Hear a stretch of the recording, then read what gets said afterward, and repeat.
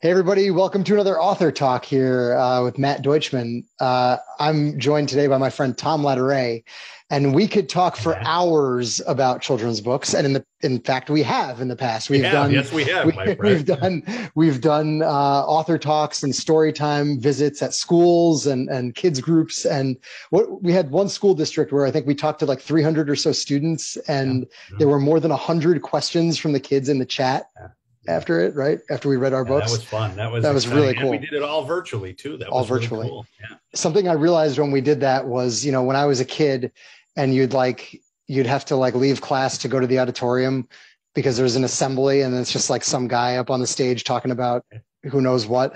And then yeah, it occurred to me, I was like, oh, I was the assembly. yeah. so, Right, exactly. We have so become those people, we've right? become, yeah, Exactly. Yeah. so here we go. Well, thanks for joining me on this. Just for anyone watching, if you don't know me, if you're here to see Tom, thank you for joining. I'm Matt Deutschman, and I write children's books also. Tom and I got connected through business, kind of our day job, so to speak, but we both have this passion for children's writing. And you could find my work at mattdeutschman.com. I've got 2 books out and a third on the way very, very soon. And Tom's got 2 and then 2 more on the way very Two more soon as coming. well, Yeah, right? yeah. So And you can find me at toml-author.com. And beautiful. so, yeah. So these are Tom's 2 books. I Had a Runny Nose and I Had an Upset Stomach. I beat you to the punch. I know you're Nice. gonna show them Love too, it. but he's got the banner behind him and everything. I love these books. I think they're really clever. They are kind of goofy topics and kind of disgusting at certain Yeah, times, yeah. but still obviously age appropriate for young kids. My kids 4 and 6 love them. So Tom, just tell us about the 2 books and kind of how you get your inspiration and how you came up with the ideas and whatnot. So I'm like you. I've had this creativity streak inside of me, and as a kid, I always wanted to be an author. I always thought about writing a book. I thought about making movies. It was always. I remember. My mom actually gave me some copies of some stories that I wrote, and I used to love black and white horror movies. The werewolf, Frankenstein, and so the earliest is apparently I must have watched one of these movies, and then I hand wrote Frankenstein and the Wolfman as a story, and of course I was in it. My friends were in it, and we defeated Frankenstein and the Wolfman. And so I think as a kid I've always wanted to write, and then as you get older, you start pursuing other things, and I became a sales management trainer, but still took some of that creativity and applied it to the teaching and the things that I was doing. And I'd say probably about 10 years ago, I said, I want to write a children's book. And so I just started thinking about ideas. And so I wrote I Had a Runny Nose. Mm-hmm. And it sat in my computer for about 5 years. I mean, I finished it, I wrote it, I was like, oh my gosh, I really like this.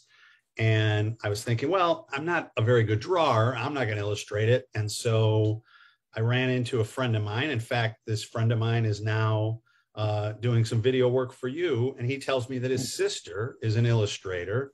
She created paper plates, this plate series that was she drew animals on paper plates, and it became pretty big.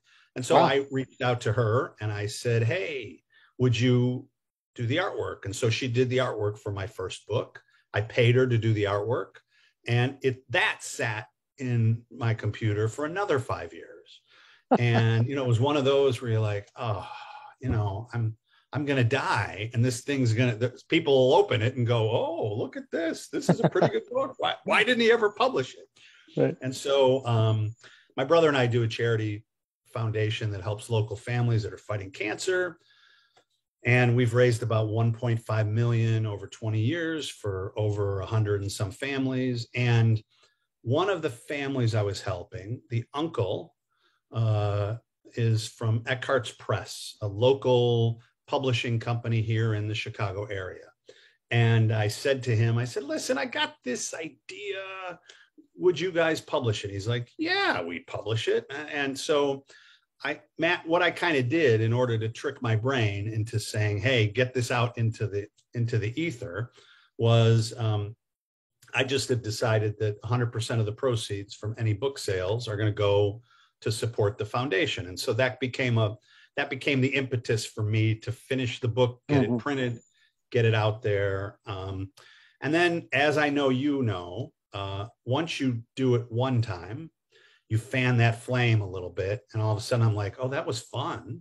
I'd like to write enough. I had some other ideas. And so then I had An Upset Stomach came out, and then found a local person that I knew that, illustrated for me and did the book. I Had An Upset Stomach. Ben Olson is the guy's name, incredibly talented. He works with Chuck Jones Center for Creative Literacy, and he killed it. And I'm like, oh, this is fantastic. You brought that stomach to life as a character. I love it. Yeah, exactly. And that was really cool. And then, that the flame just kept going. And so I literally wrote 2 more books almost in quick succession. And then you and I started talking, and you introduced me to your illustrator, Katie Williams. And then I worked with her, and I'm like, oh my gosh, she's fantastic. And, my next book coming out is I Had a Runny Nose, I Had an Upset Stomach, and then I Had a Rotten Tooth. And it's set in the Old West in the town of the Mouth. And Katie has actually taken every single tooth and created a little character. I'm really proud of it. And it's awesome. Yeah. Kind of in the process so that's kind of my full circle, how we got here to this conversation. So. Sure. Well, thanks for sharing that. Yeah. And my story is similar. I've shared this in previous author talks that we've done on this forum. That my story is similar, but it's condensed. It wasn't 5-10 years.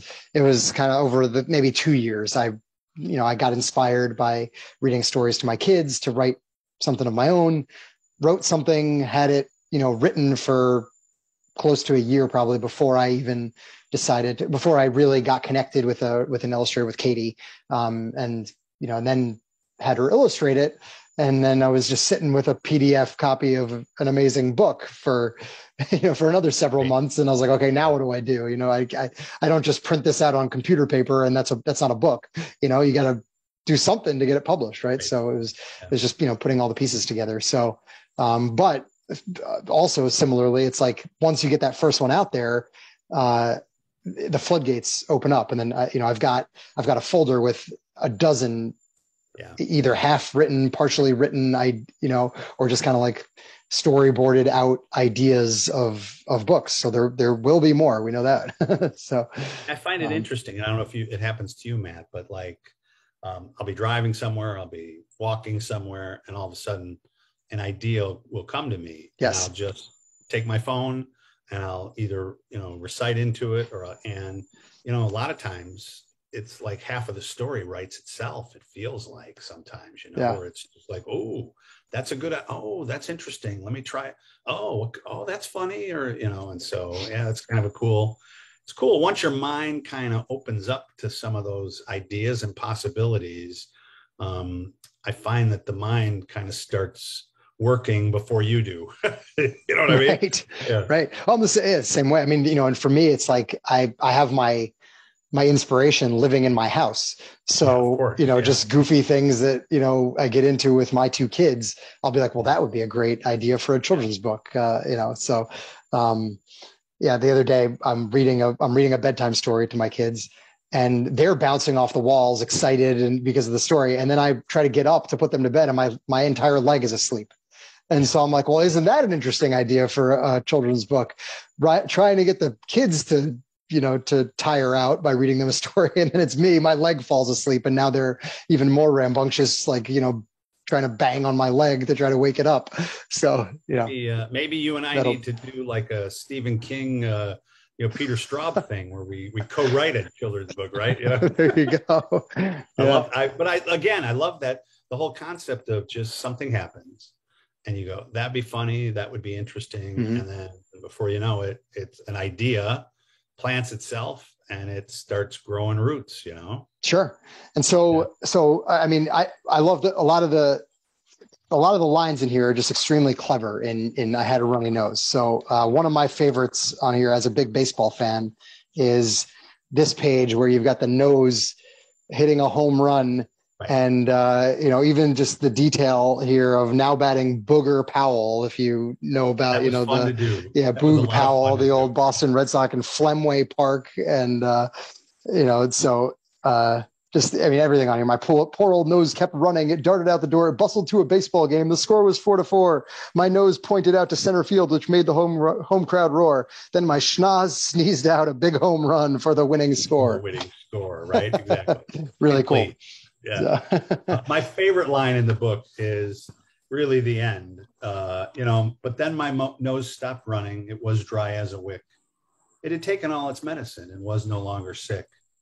I made a vow when it came home, with my nose I will stick.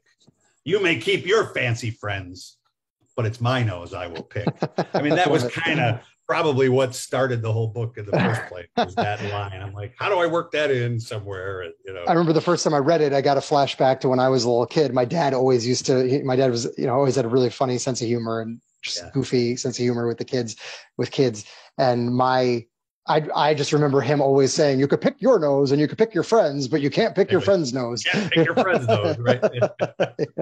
So, and then I Had an Upset Stomach, another really just funny, clever book about eating lots of food and, all the different things that you're just devouring. I love this page with the gastro club and all the food, or, the food items are waiting outside.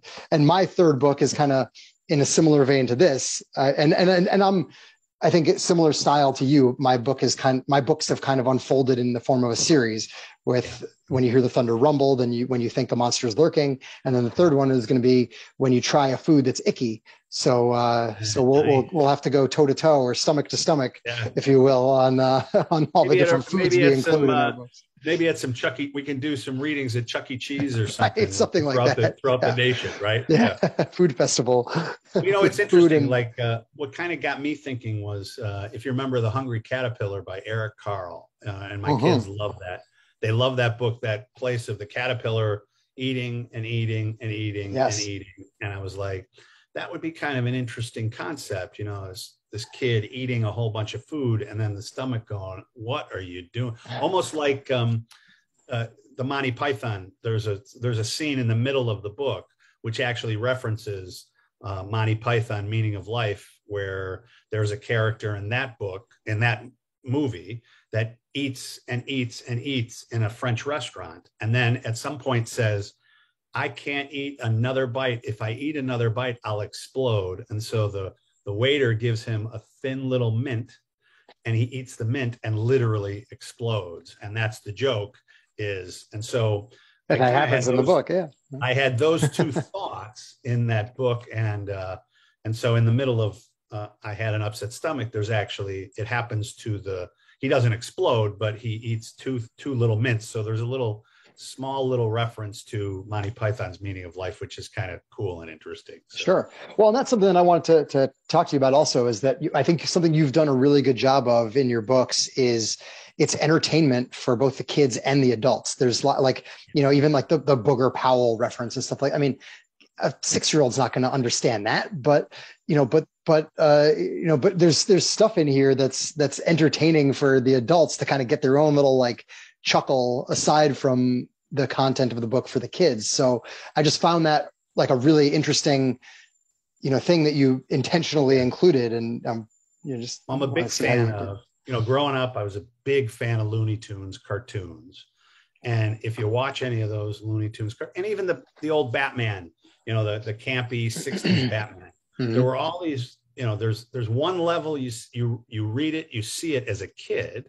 Yes. And then there's another level as an adult, and you're like, oh, that's really interesting. When my oldest daughter was young, we read, I was traveling quite a bit, so I would read the Lemony Snicket series of unfortunate events to her as I was traveling.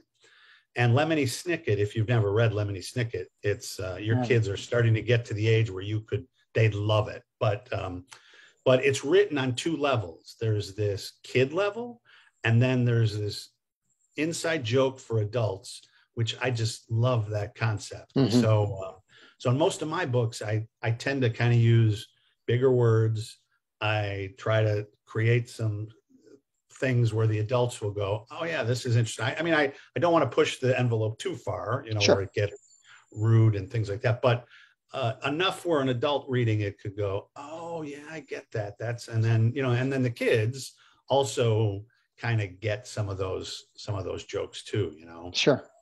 And that's why, I'd say, and that's why I jokingly say these books are kind of gross, but yeah. they push the envelope without at all being inappropriate for for the kids that they're intended for. So, and that's actually an interesting segue, because I know. So you mentioned the book about I Had a Rotten Tooth, and I want to ask you a question about that. But first, your other book that's coming out soon, Opera Baby. That's something that, I mean, you got to educate me on that. I'm not an opera fan. I don't have I'm not cultured, I guess, enough to really understand the scope of opera. But you've written that book in a way that absolutely is understandable, and it connects with a young audience, but also has these references of the world of opera, which, I mean, you're just a Renaissance man. I didn't even know you had that kind of a wealth of knowledge, and all the references in there. Both of my kids are musical theater kids, okay, and we happen to know a few really professional opera singers, and so I like kind of putting little puzzles together. And so I started doing some research, and in the premise of this book is Opera Baby is in 9 months of vocal training as the baby is in the womb and getting ready to become a singer. The debut performance. Baby becomes into the performance. And so my thought was, what would be kind of funny is, what if the baby actually starred in real operas? And so I started with that premise, and then I started doing research about different operas that had alphabetical meanings to the scales on the piano. And I thought, oh, that would be kind of cool. So each opera represents a different scale on the piano. And then I was like, okay, well, if the baby was starring in that opera, here's what he or she would be doing.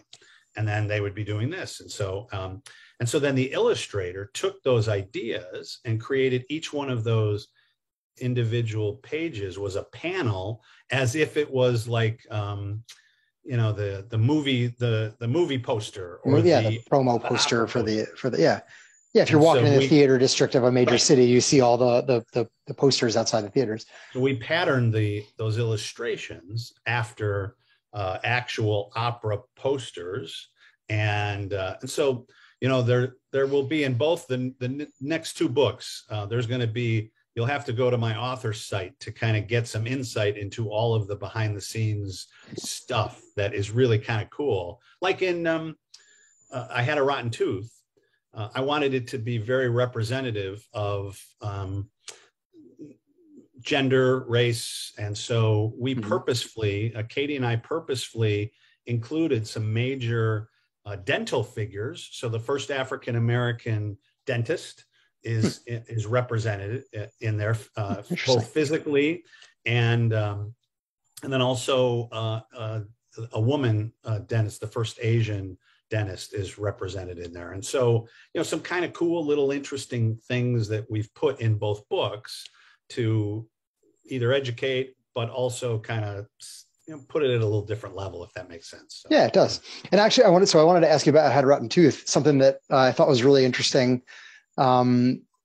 You had a promo video that you created with a voiceover that you did for, was it the American Academy of Dentists? Dental, yeah. And actually, this was one of the idea kind of in this book came from this woman who runs a company that works with dentists, the Productive Dentist Academy, PDA. Okay. And so we did a promotional spot for that, and that turned out really cool. And if we could easily, we could link that so that people could see that too, if you want to do that. So Sure. Well, I'm really excited for that one to come out to read to my kids. That's going to be a toothbrushing ritual that we do at night. I'll read the book, then we'll brush our teeth, because it's just, I mean, without giving too much away, if you don't mind, it's about it's in the town of Tooth Decay, right? It's Tooth the Decay and Billy Decay Bicuspid and the Rotten Tooth Gang, Matt. They try to rob a Express. candy train, right? Or a chocolate Sugar train. Express comes tomorrow at noon, and Billy Bicuspid and his Rotten Tooth Gang, the Mighty Molars, the infamous Incisors, the Wise Guys, they're all working together to steal all the candy that's coming into Tooth Decay, and they've got nefarious plans for it, except Dominic Dentist and his gang of heroes comes and foils the day. So very cool. Can't wait. Well, just real quick before we close, had to just show this off here. This is the trophy of last year's annual. What was it? The 20th annual last year? That was our 20th annual. Yeah. Beat Tom and Bill Foundation golf outing to benefit the foundation that Tom talked about earlier. So I have this trophy. You may be wondering, why does Matt have this trophy? Well, my foursome was the winning foursome. I think we were tied for first, actually. I forget. But we were the winning foursome, and so we hold this trophy, and we're gonna try to defend our honor later this year. But just real quick, talk a little bit more about the foundation, how it was created, all the amazing work that you guys do, and the golf outing also, and how successful that's been. You know, a childhood friend of mine, somebody I've known since I was 4 years old. His name is Paul Gazzetta.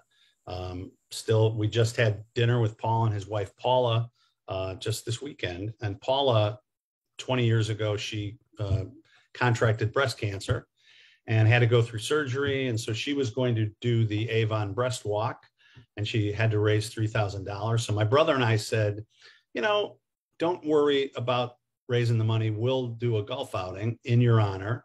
And we raised $3,000 20 years ago. And then you fast forward to last year, we have raised and given over 1.5 million to over 100 families that are fighting cancer in the Chicagoland area. Mm-hmm. And we do an annual golf outing, which is called Beat Tom and Bill.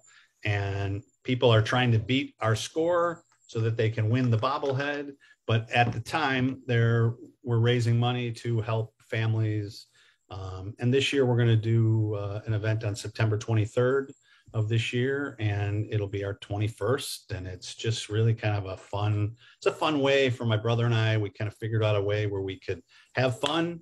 And, what people are doing is they're trying to beat our score, is there's a polka band, there's a barbershop quartet, there's somebody playing a rock and roll guitar as they're trying to distract everybody from the goal of beating my brother and I. And so there was a hole that I had to sit on a toilet and take my tee shot. I mean, it's the most outrageous golf outing I've ever been a part of. And it was one of the most fun golf outings, golf experiences I've ever been a part of. But aside from that, just the work that you guys do, and the fact that it's just so close to the people that you're helping. There's no bureaucracy. There's nothing that it's like funneling through. You're just taking the money and giving it right to the families locally in our communities that are in need. It was a really a humbling experience to be part of that, and just to see, also because it was the 20th annual, you did a whole kind of recap of the last 20 years, and it was really incredible just to see the impact you've made. So,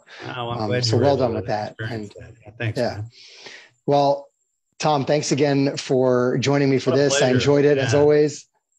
And thank you, Matt. I mean, I feel like I found a kindred spirit in you, and I'm looking forward to the two of us making a lot more, creating a lot more books, and doing a lot more of this. So I love it, and I'm glad to have met you through it too. So thanks again. Thanks, Matt. Tom Latourette, everybody. Thank you for joining us. Awesome. Thanks.